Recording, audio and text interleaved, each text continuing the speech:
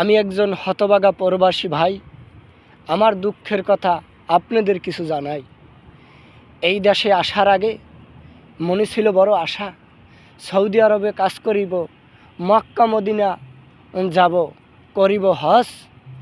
এই আশা মনে নিয়ে ভাই সৌদি আরবে আসলাম কাজ করিতে। বাইরে কাজ করিলাম বাঙালি মুদিরের সাথে।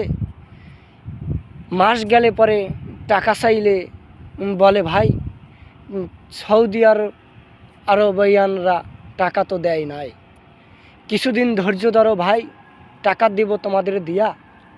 মনে মনে ভাবছিলাম ভাই এই দেশে মানুষ হজ করে, উমরা করে আরও গিয়া। এই দেশে মানুষ কয় না কবু মিছা কথা। মনে ছিল এই বিশ্বাস।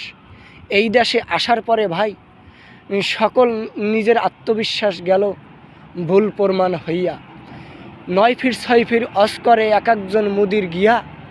টাকা চাইলে বলে ভাই টাকা নাই আমার পকেটে, দেব কোথা থেকে।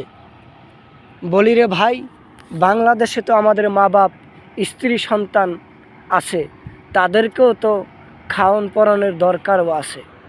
বলে রে ভাই 1 সপ্তাহ ধৈর্য ধরো, আগামী সপ্তাহে দফা দেবে সৌদি, তাই আমাকে জানায়। মনের দুঃখ ভাই মনে রইল, বলার মতো মানুষ নাই। মা বাপ যে না খাইয়া আছে বাংলাদেশে, কার কাছে যে আমি বলি। এই দেশে ভাই সবার মন বড় বড় পাথরের চেয়েও বিশালতা বড়, কিন্তু আসলে ওই মনে কোনো মায়া দয়া নাই কারো জন্য কারো। ভাই আমার মতো কষ্টে কারা আছেন জানাই যাবেন, একটা কমেন্ট করবেন দয়া করে ভাই।